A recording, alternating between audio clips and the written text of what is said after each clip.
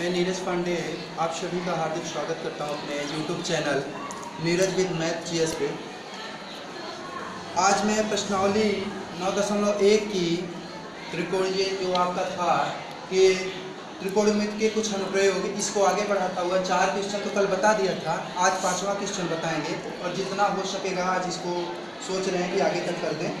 देखिए पाँचवें क्वेश्चन में कह रहा है भूमि से 60 मीटर की ऊंचाई पर एक पतंग उड़ रही है। पतंग में लगी डोर को अस्थायी रूप से भूमि के एक बिंदु से बांध दिया गया है। भूमि के एक साथ डोर का झुकाव 60 अंश है। यह मानकर कि डोरी में कोई ढील नहीं है, डोरी की लंबाई ज्ञात कीजिए। इसका मतलब ये है कि कह रहे हैं कि 60 मीटर ऊंचाई पे क्या है, एक क्या उड़ रही है, पतंग उड़ रही है। अब पतंग हमेशा उड़ती कैसे है, सीध में ऐसे नहीं उड़ती, पतंग हमेशा उड़ेगी तो इस प्रकार से उड़ेगी, ठीक ना। पतंग क्या है कि इस प्रकार से उड़ेगी और इसको कह रहे हैं ये 60 मीटर ऊंचाई पे उड़ रही है। कितने मीटर ऊंचाई उड़ रही है, 60 मीटर ऊंचाई पे उड़ रही है। तो हम मान लेंगे, यहाँ मानते हैं ए बी क्या मानेंगे, हम मानेंगे ये क्या है, पतंग है। और यह AC जो मानेंगे, यह मानेंगे 60 मीटर ऊंचाई पे उड़ रही है। तो इसको अभी इसकी लंबाई जो दी है यह 60 मीटर दी है, तो हम क्या करेंगे, इसको हल करने के लिए, और कोण का मान क्या दिया हुआ है यहाँ पे, कोण का मान 60 अंश दिया है, 60 अंश के साथ ये उड़ रही है। तो हम करेंगे इसको हल करने के लिए लिखेंगे, यहाँ लिख सकते हैं, पहले हम लिख देंगे माना, सवाल लगाने के लिए सबसे पहले हम क्या लिखेंगे, हल करेंगे तो लिखेंगे हल, माना AB पतंग है, माना AB पतंग है, AB पतंग है जो क्या है 60 मीटर ऊंचाई पे उड़ रही है। अब यहाँ से हल करेंगे तो हम लिखेंगे तब त्रिभुज ABC में, त्रिभुज ABC में। अब इसमें हमें कल ही हम बताए थे कि जो हमें ज्ञात करना होता है और जो अज्ञात होता है उन्हीं दो के बीच हम क्या करते हैं, संबंध ढूंढते हैं। यहाँ देखा जाए तो हमें ज्ञात क्या है, AC ज्ञात है और AB हमें ज्ञात करना है। तो हम क्या करेंगे, लेंगे ऐसा कोई संबंध कि जहाँ कर्ण और आधार आए, कर्ण और लंब आए। कर्ण लंब आता है किसमें, साइन थीटा में। तो लिखेंगे साइन थीटा बराबर क्या लिखेंगे, लंब बटे कर्ण लिख देंगे, लंब बटे कर्ण लिख देते हैं। तो लंब बटे कर्ण लिखें तो साइन थीटा का मतलब क्या है, साइन 60 अंश, क्या लिखेंगे, साइन 60 अंश। लंब कितना दिया गया है, यहाँ पे AC दिया गया है तो हम AC लिख देंगे। उसके बाद कर्ण यहाँ पर कितना दिया गया है, AB दिया गया है, AB लिख देते हैं। साथ में क्या करते हैं, साइन 60 का मान हम लिख देते हैं जो होता है करनी में 3/2, करनी में 3/2। और आगे हम लिखते हैं AC का मान हमें शायद पता है कितना है, 60 मीटर। इसके बाद AB हुआ, तो AB जो है तो इसका अगर हम क्रॉस मल्टीप्लाई करें तो AB बराबर इसको हम करते चले आएंगे, AB बराबर करें तो इसका इधर गुणा करेंगे, इसका इधर गुणा करेंगे तो AB के बराबर में क्या आएगा, देखा जाए तो करनी में 3 ऐसे आएगा, करनी में 3 AB बराबर 60 × 2 यही आएगा। तो फिर क्या करेंगे, AB बराबर हम यहाँ लिख सकते हैं, या इसको बार बार कर रहे हैं तो या लिख सकते हैं इसको। तो यहाँ हम लिखेंगे AB बराबर क्या लिखेंगे कि 60 × 2 बटे करनी में 3। और ये मैं कल ही बताया था आपको, अब इधर लिख देता हूँ। कल ही बताया था कि करनी वाले मान को हम नीचे नहीं रखते, इसको कहाँ करते हैं, ऊपर ले लेते हैं। इसलिए लिखेंगे AB बराबर 60 × 2 बटे करनी में 3, और इसमें गुणा ऊपर नीचे कर देंगे, किसका गुणा करेंगे, करनी में 3 बटे करनी में 3 का गुणा कर देंगे। जब हम गुणा कर देंगे तो आपका मान आएगा, यहाँ पे देखें AB बराबर आपका आ रहा है, AB बराबर देखें तो करनी में 3, करनी गायब हो जाएगी तो यहाँ नीचे तो 3 आ रहा है, लिखना चाहते हम लिख सकते हैं कि 120 करनी में 3 बटे 3। अब इसको अगर हम चाहें तो काट सकते हैं, तो AB बराबर लिखेंगे 3 का काटेंगे तो 3 × 4 = 12, तो 40 करनी में 3, 40 करनी में 3, ये किसका मान आया, डोर का मान आया। यहाँ हम लिख सकते हैं अतः पतंग की डोर की लंबाई, पतंग की डोर की लंबाई 40 का डी में 3 मीटर, 40 का डी में 3 मीटर है। ये रहा आपका पूरा आंसर, और ये मैं आशा करता हूँ तो आपको पूरा समझ में भी आ गया होगा। अब देखते हैं, आगे लेते हैं हम दूसरी सवाल इसी के साथ। इसको इरेज कर दे बेटा, हाँ। इसको इरेज करते हैं, दूसरी सवाल लेते हैं।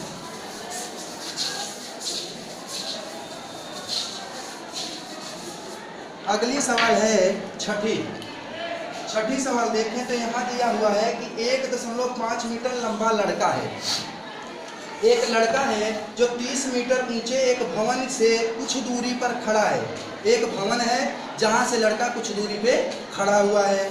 उसके बाद क्या कह रहे हैं, जब वह ऊंचे भवन की ओर जाता है, क्या हो रहा है, लड़का उस भवन की ओर जा रहा होता है तो भवन के शिखर का उन्नयन कोण 30 अंश से घट करके क्या हो जाता है, 60 अंश हो जाता है।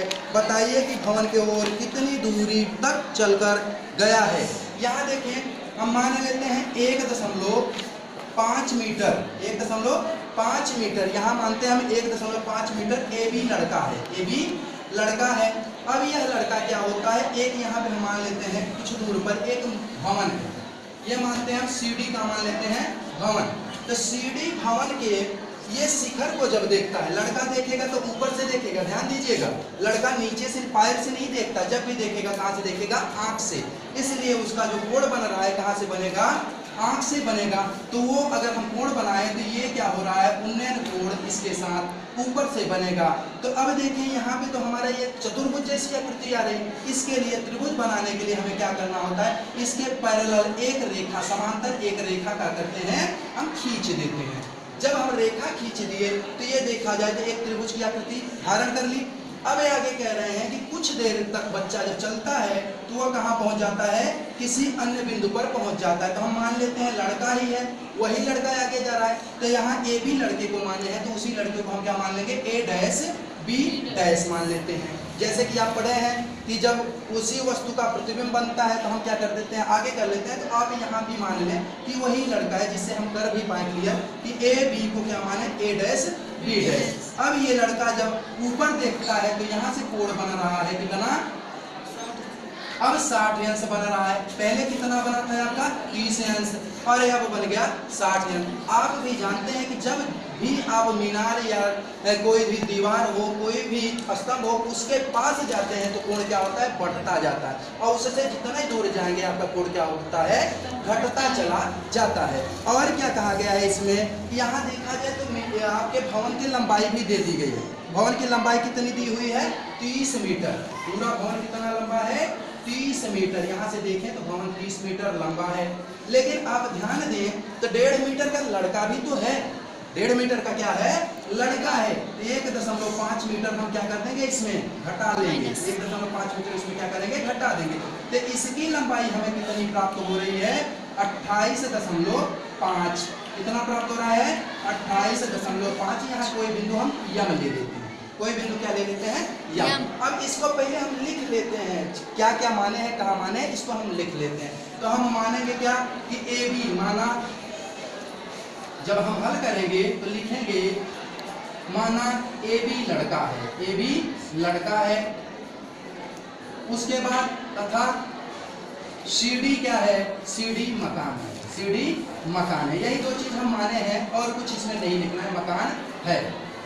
ए बी लड़का तथा सी, ए बी लड़का है लिख देते हैं, तथा सी डी मकान है, इतना यहाँ लिख देते हैं। अब हम जब हल करेंगे तो हल करने के लिए इधर हल कर देते हैं, पर्याप्त जगह है, या यही कर देते हैं। तो देखिए यहाँ क्या करेंगे, पहले हमें लेना होगा एक त्रिभुज। कौन सा त्रिभुज लेना होगा, यहाँ ए एम सी।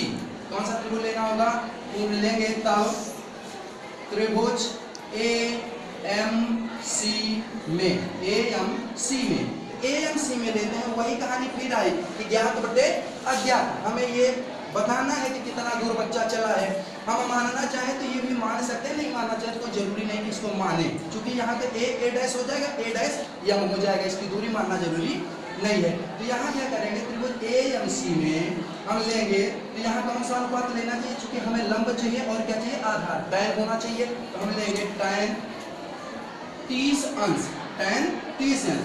लंब कितना है यहाँ पे देखा जाए तो लंब है MC, कितना है MC, और आपका आधार कितना है AM, आधार कितना है AM। तो यहाँ पे देखें, क्योंकि इसको हम इस पार्ट से बांट देते हैं, तो यहाँ से tan 30 अंश का मान 1/tan 30 अंश का मान क्या होता है 1/कड़ी में 3 होता है।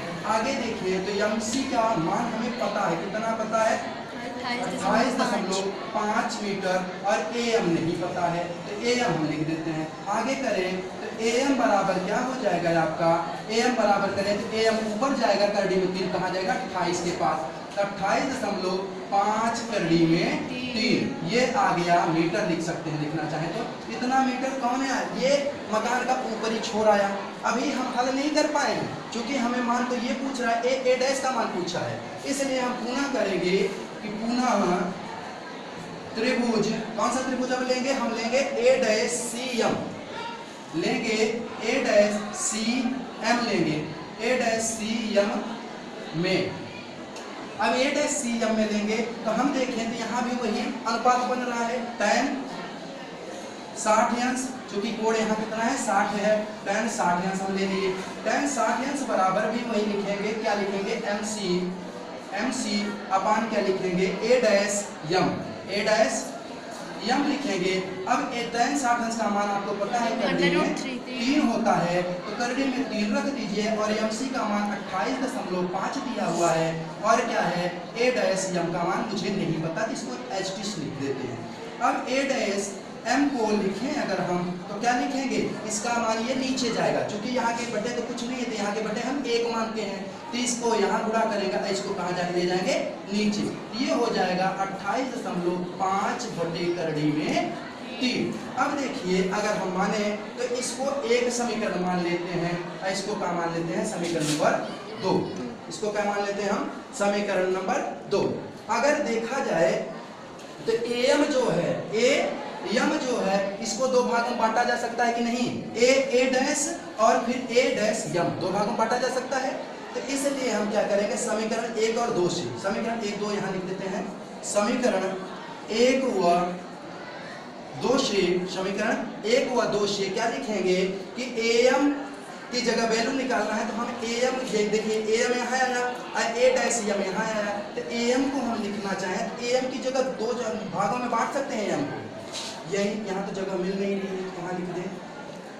पहले हम चलिए समीकरण 1 2 को तोड़ देते हैं, क्या कर देते हैं समीकरण 2 को तोड़ देते हैं, यही थोड़ा सा हम लिख देते हैं।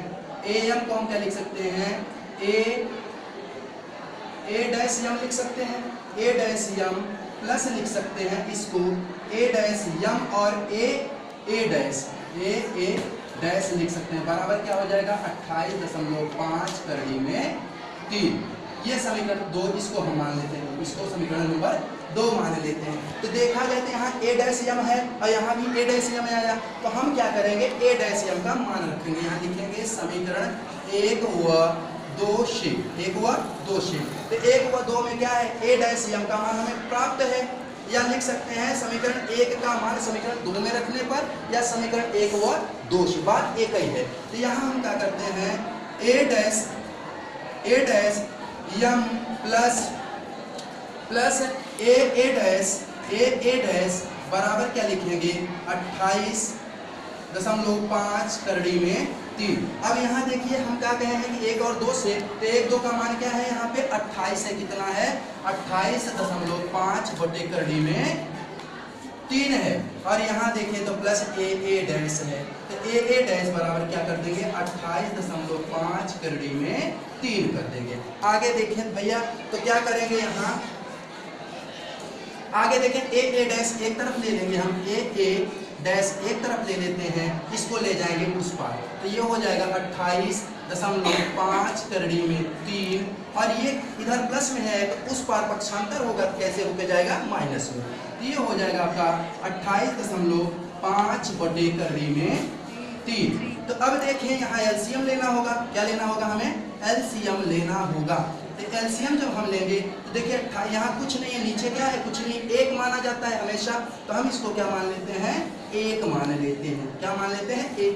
एक यहाँ के नीचे, इसलिए दोनों का एलसीएम क्या माना जाएगा, करड़ी में 3, करड़ी में 3, और यहाँ करड़ी में 3 गुणा होगा तो ये हो जाएगा 28.5, करड़ी में 3 गुणित करड़ी में 3 करोगे तो कितना हो जाएगा 3, और उधर आएगा 28.5। अब इसको अगर हम हल कर दें, यहीं से हल कर दें, तो देखा जाए 28 का गुणा अगर 3 में करें तो इसको हम ऐसे भी कर सकते हैं कि 28.5 को क्या करते हैं, कामन ले लें, और यहाँ बच रहा है 3, यहाँ बच रहा है 1। देखिए 28.5 यहाँ भी, 28.5 भी यहाँ भी, तो दोनों में ले लेते हैं कामन, और कामन लेने के बाद हमारा क्या हो जाएगा, ये यहाँ क्या बचेगा 3 - 1, और नीचे देखें आपका तो क्या हो रहा है, करड़ी में 3, करड़ी में 3 आया, तो इसको अगर हम घटा देते हैं, इसको अगर हम घटा देते हैं तो ये आपका मान क्या आएगा, ये मान आएगा 28 करें तो 3 में 1 घटेगा तो 2 हो जाएगा, और 28 दूना होता है 56, और आधा दूना होता है 1, 56 1 57, आपका आ गया 57 बटे करड़ी में 3। अब करड़ी में 3 नीचे न रख करके हम इसको ऊपर ले जाते हैं तो क्या कर देंगे, करड़ी में 3 बटे करड़ी में 3, अब आगे ले जाएंगे तो करड़ी में 3 नीचे 3 हो जाएगा, ऊपर हो जाएगा 57 करड़ी में 3, तो 3 से हम 57 को काट देते हैं तो 19 त्रिक क्या होता है, 19 त्रिक होता है 57 करड़ी में 3, ये रहा कितने मीटर क्या हो जाएगा, आपका आंसर आया 19 करड़ी में 3 मीटर। किसका आंसर आया, इसका आंसर आया। अगर आप चाहें, चूंकि यहाँ दिया नहीं है मान दे, अगर लिखना चाहें तो करड़ी में 3 का भी वैल्यू होता है 1.7, तो उसको आप लिख सकते थे, बट दिया नहीं इसलिए हम इसको नहीं लिखते। पूरा सवाल समझ में आया आप सभी को? Yes sir. आगे करें कंटिन्यू, अगली। Yes sir. चलिए इसको इरेज कर देते हैं।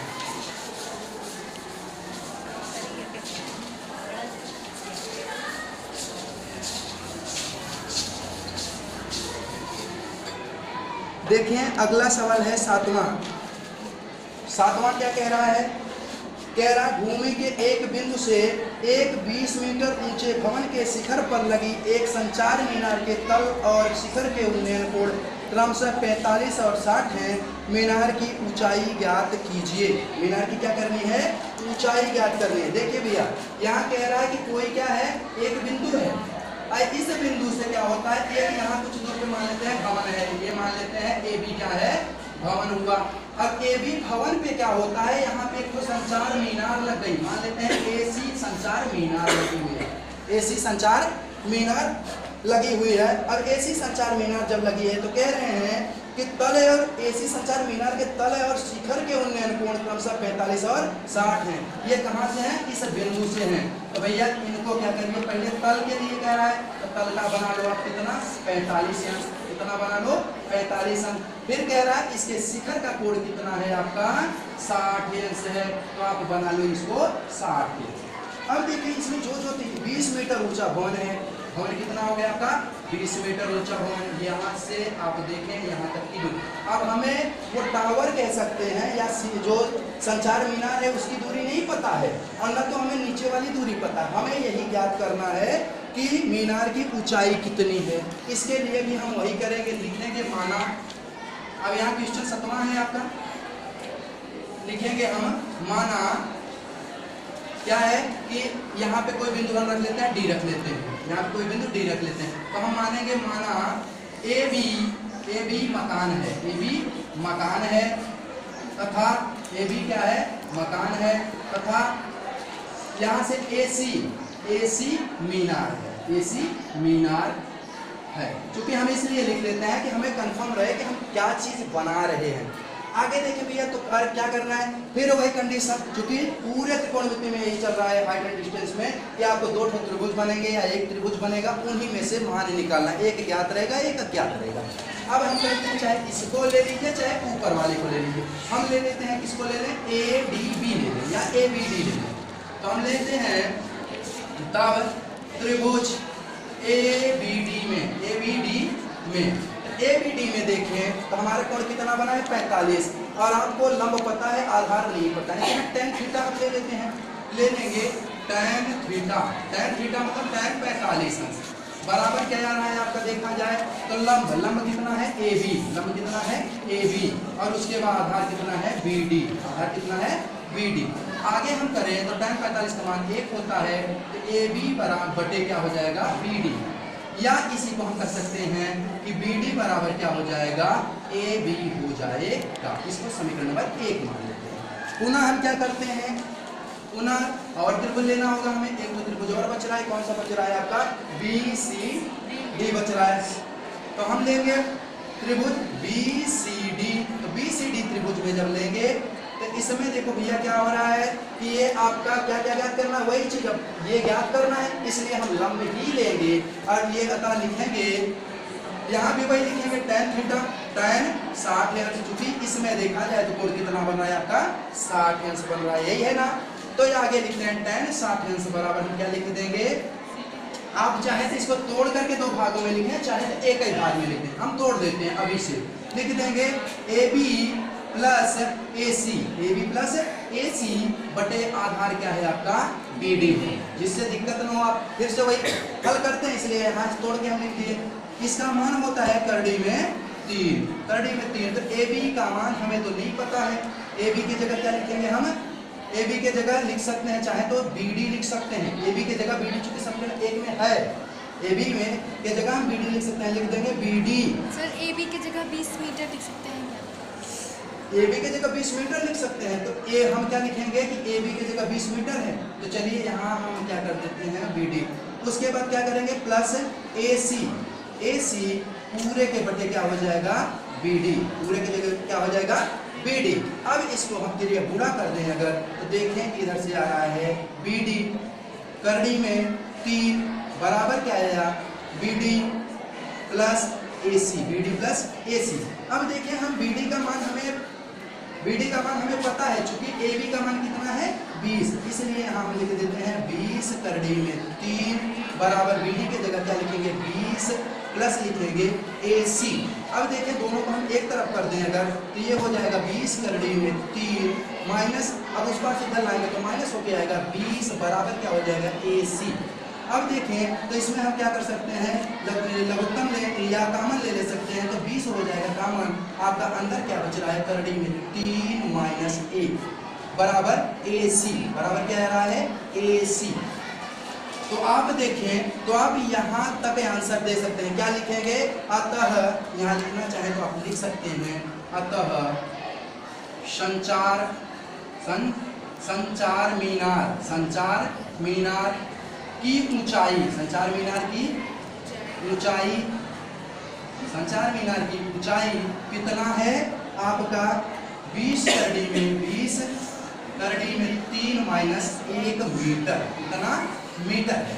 और आप अगर चाहें, अगर मान दिया होता तो यहाँ हम क्या कर सकते थे, मान अगर दिया होता तो यहाँ हम इसको करड़ी में 3 का वैल्यू रख सकते हैं, क्योंकि हमें पता है, बट दिया नहीं है, इसलिए हम जरूरी नहीं है कि करड़ी में 3 की वैल्यू रखें। आपके लिए कोई बांड नहीं। ये सवाल पूरा समझ में आ सकता है? Yes sir. आगे करें? Yes sir. चलिए तो हम यहीं तक आज इसको रखते हैं, अब कंटिन्यू कल करेंगे।